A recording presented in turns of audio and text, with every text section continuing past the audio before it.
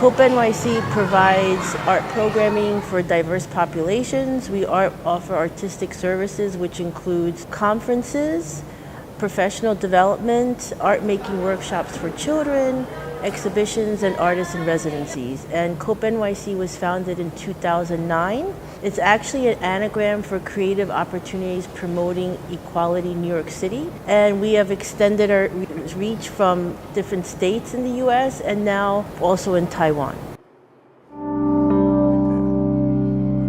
I am a visual artist. I work with the symbols and I use many different media, such as starting with painting, I use acrylic, but then I integrate with embroidery, sewing, stitching, fabric collage that represents what I was trying to manifest in my work. And while I'm doing this process, I use different media.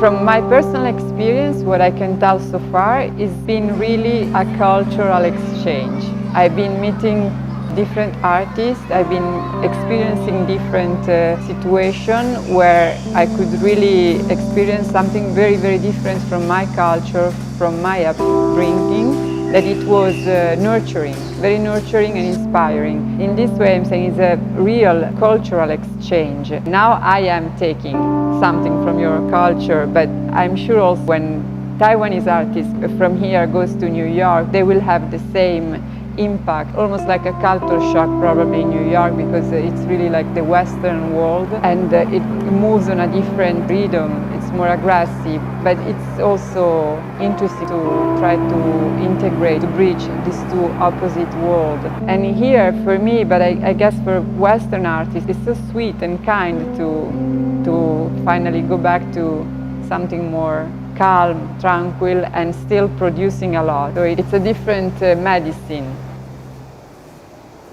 Xiaolong Village, when I came here, it was everything I expected and more, because when I saw how many children are here, COPE NYC is really strong in providing services for children. I just knew this was a perfect artist in exchange residency. Another thing that I learned is how the Taiwanese, in my experience in the US, was magnified, I would say 10 times more, about how open they are, how receptive they are to different cultures, to different thoughts. So it was a wonderful experience.